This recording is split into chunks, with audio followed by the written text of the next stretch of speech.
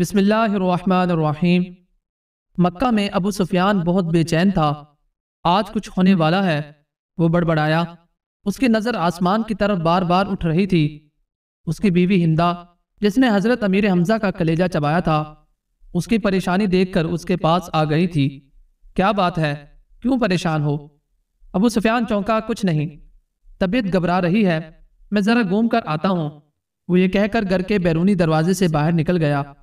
مکہ کی گلیوں میں سے گھومتے گھومتے وہ اس کی حد تک پہنچ گیا تھا۔ اچانک اس کی نظر شہر سے باہر ایک وسیع میدان پر پڑی۔ ہزاروں مشعلیں روشن تھیں، لوگوں کی چہل پہل ان کی روشنی میں نظر آ رہی تھی، اور بن بناہٹ کی آواز تھی، جیسے سینکڑوں لوگ دھیمی آواز میں کچھ پڑھ رہے ہوں۔ اس کا دل دھک سے رہ گیا تھا۔ اس نے فیصلہ کیا کہ وہ قریب جا کر دیکھے گا کہ یہ لوگ کون ہیں۔ اتنا تو وہ سمجھ ہی چکا تھا کہ مکہ کے لوگ تو غافلوں کی نیند سو رہے ہیں، اور یہ لشکر یقیناً مکہ پر چڑھائی کے لیے ہی آیا ہے۔ وہ جاننا چاہتا تھا کہ یہ کون لوگ ہیں۔ وہ آہستہ آہستہ اوٹ لیتا ہوا اس لشکر کے کافی قریب پہنچ چکا تھا۔ کچھ لوگوں کو اس نے پہچان لیا تھا۔ یہ اس کے اپنے ہی لوگ تھے جو مسلمان ہو چکے تھے اور مدینہ ہجرت کر چکے تھے۔ اس کا دل ڈوب رہا تھا۔ وہ سمجھ گیا تھا کہ یہ لشکر مسلمانوں کا ہے، اور یقیناً محمد صلی اللہ علیہ وسلم اپنے جانثاروں کے ساتھ مکہ آ پہنچے ہیں۔ وہ چھپ کر حالات کا جائزہ لے ہی رہا تھا کہ عقب سے کسی نے اس کی گردن پر تلوار رکھ دی۔ اس کا اوپر کا سانس اوپر اور نیچے کا نیچے رہ گیا۔ لشکر کے پہرے داروں نے اسے پکڑ لیا تھا اور اب اسے بارگاہ محمد صلی اللہ علیہ وسلم میں لے جا رہے تھے۔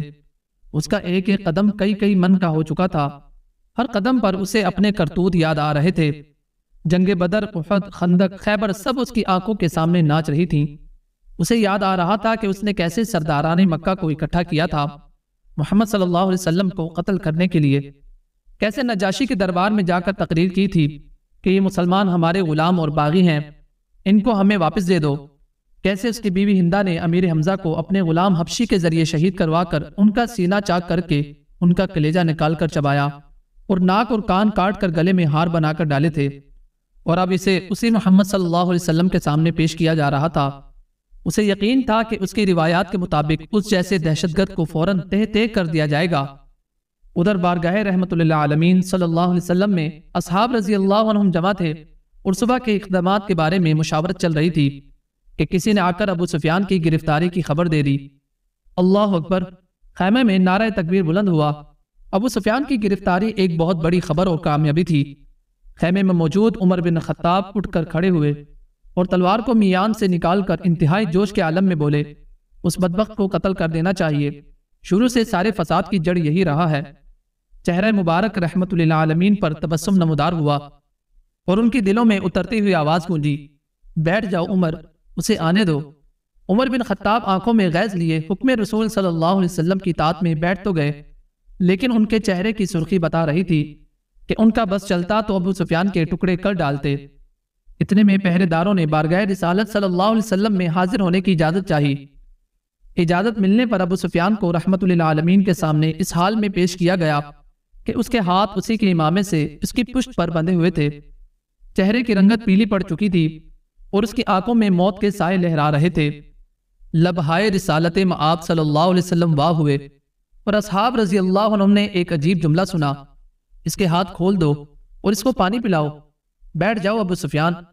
ابو سفیان ہارے ہوئے جواری کی طرح گرنے کے انداز میں خیمے کی فرش پر بچھے قالین پر بیٹھ گیا۔ پانی پی کر اس کو کچھ حوصلہ ہوا تو نظر اٹھا کر خیمے میں موجود لوگوں کی طرف دیکھا۔ عمر ابن خطاب کی آنکھیں غصے سے سرخ تھیں۔ ابو بکر ابن قحافہ کی آنکھوں میں اس کے لیے افسوس کا تاثر تھا۔ عثمان بن عفان کے چہرے پر عزیز داری کی ہمدردی اور افسوس کا ملا جلا تاثر تھا۔ علی ابن ابو طالب کا چہرہ سپاٹ تھا۔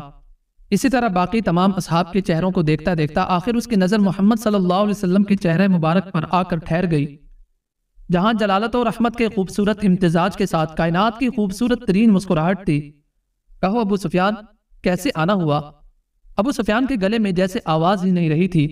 بہت ہمت کر کے بولا، میں اسلام قبول کرنا چاہتا ہوں۔ عمر ابن خطاب ایک بار پھر اٹھ کھڑے ہوئے۔ یا رسول اللہ، یہ شخص مکاری کر رہا ہے، جان بچانے کے لیے اسلام قبول کرنا چاہتا ہے، مجھے اجازت دیجیے میں آج اس دشمن ازلی کا خاتمہ کر ہی دوں۔ ان کے منہ سے کف جاری تھا۔ بیٹھ جاؤ عمر، رسالت مآب صلی اللہ علیہ وسلم نے نرمی سے پھر فرمایا۔ بولو ابو سفیان، کہ تم واقعی اسلام قبول کرنا چاہتے ہو؟ جی یا رسول اللہ، وہ کپ کپاتی ہوئی آواز میں بولا، میں اسلام قبول کرنا چاہتا ہوں۔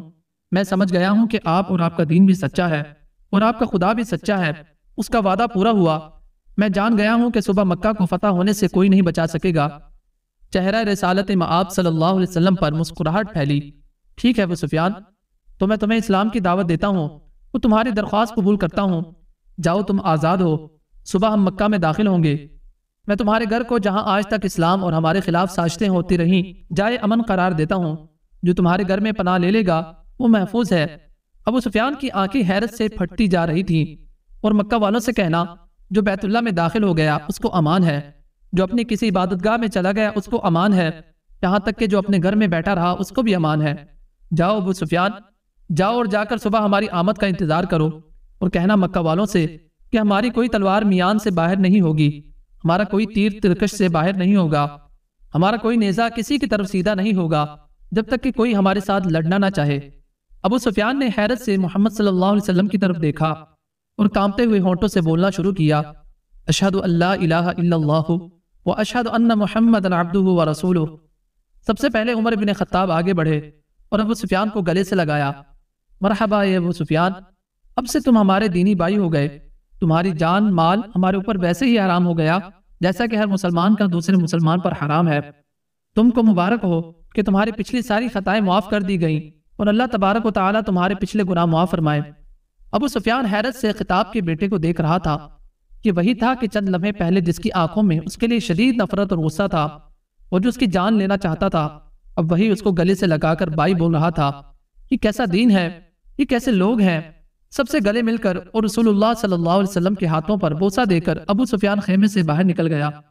وہ دہشت گرد ابو سفیان کہ جس کے شر سے مسلمان آج تنگ تھے، انہی کے درمیان سے سلامتی سے گزرتا ہوا جا رہا تھا۔ جہاں سے گزرتا اس اسلامی لشکر کا ہر فرد، ہر جنگجو، ہر سپاہی جو تھوڑی دیر پہلے اس کی جان کے دشمن تھے، اب آگے بڑھ بڑھ کر اس سے مصافحہ کر رہے تھے، اسے مبارکباد دے رہے تھے، خوش آمدید کہہ رہے تھے۔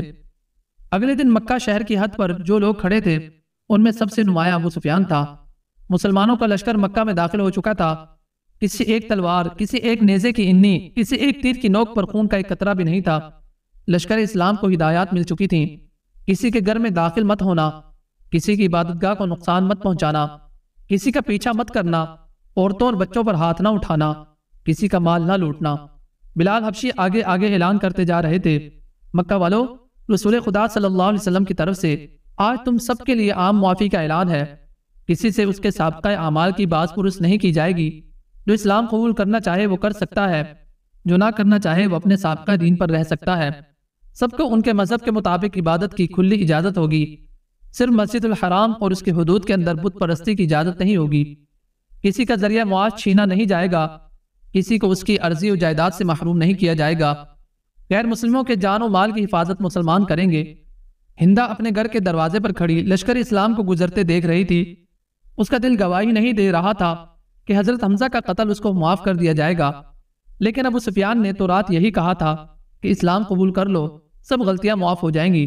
مکہ فتح ہو چکا تھا، بنا ظلم و تشدد، بنا خون بہائے، بنا تیر و تلوار چلائے، لوگ جوک در جوک اس آفاقی مذہب کو اختیار کرنے اور اللہ کی توحید اور رسول اللہ صلی اللہ علیہ وسلم کی رسالت کا اقرار کرنے مسجد حرام کے صحن میں جمع ہو رہے تھے، اور تبھی مکہ والوں نے دیکھا اس ہجوم میں ہندا بھی شامل تھی۔